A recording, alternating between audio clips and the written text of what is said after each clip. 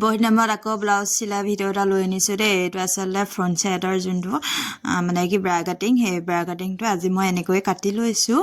আনকালে মানে এনেকৈ কটা নহয়, মানে কি কাপোৰটো অকণমান বেছি হয় বা মানে কি 32 ব্লাউজ চিলালে মানে লেখত হৈ যায়। আজি যিহেতু অকণমান ব্লাউজটো ডাঙৰ আছিলে, সেইকাৰণে মানে এনেকৈ পিচকৈ কাটিবলগীয়া হ'ল, নহ'লে মই এপিচেই কৰোঁ। এই যোনটো ব্ৰা কাট সেইটো এপিচেই কৰি মই তেনেকৈ মুটুকাই চিলাই দিওঁ। আজি মুটুকাই চিলাই দিবলৈ মানে কাপোৰটো অকণমান কমিলে, সেইকাৰণে এনেকৈ কাটি ল'লোঁ। কাটি কৰি দেখিছেনে কেনেকৈ চিলাইছোঁ। মানে কি বহুত বেছি লৰালৰিকৈ চিলোৱা হ'ল, যিহেতু এদিনৰ ভিতৰত দহি বটা, মেখেলা চিলোৱা, ব্লাউজ চিলোৱা গোটেইকেইটা কাম কমপ্লিট কৰিছোঁ। বাকী ছোৱালীজনীতো থাকেই, তাইৰ লগতো অকণমান সময় দিব লাগে। তাইক গা পা ধুৱাই কৰি তাইক অকণমান শুৱাই ল'লোঁ। তাইৰ লগতে মই নিজেও শুই ল'লোঁ দেই। বহুত দিন হ'ল শুবলৈ পোৱা নাছিলোঁ, কামৰ আজৰি নাই হ'লে।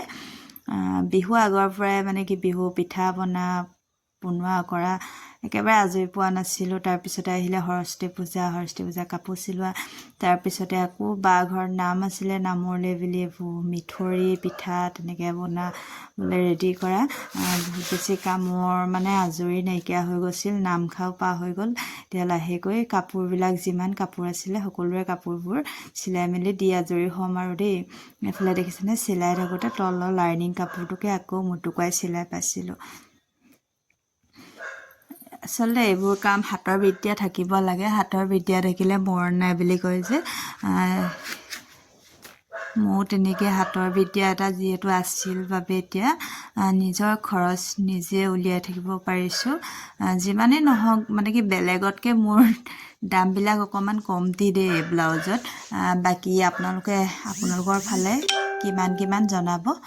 মই বৰ্তমান ব্লাউজত 200, মেখেলা চিলোৱা 50 টকা, আৰু যিহেতু পতি লগোৱা 50 টকা, দহি বটা 150, তেনেকৈ কৈ লৈ আছোঁ। বহুত মানুহে কয় তই ইমান কমতিত কৰ। আচলতে বেলেগতকৈ মই কমত কৰিছোঁ, কাৰণ মই ঘৰতে কৰোঁ। এয়া সম্পূৰ্ণ চাদৰখনো হ'ল, এইফালে ব্লাউজটো হ'ল, মেখেলা চাদৰ সকলো হৈ গ'ল। Bye bye.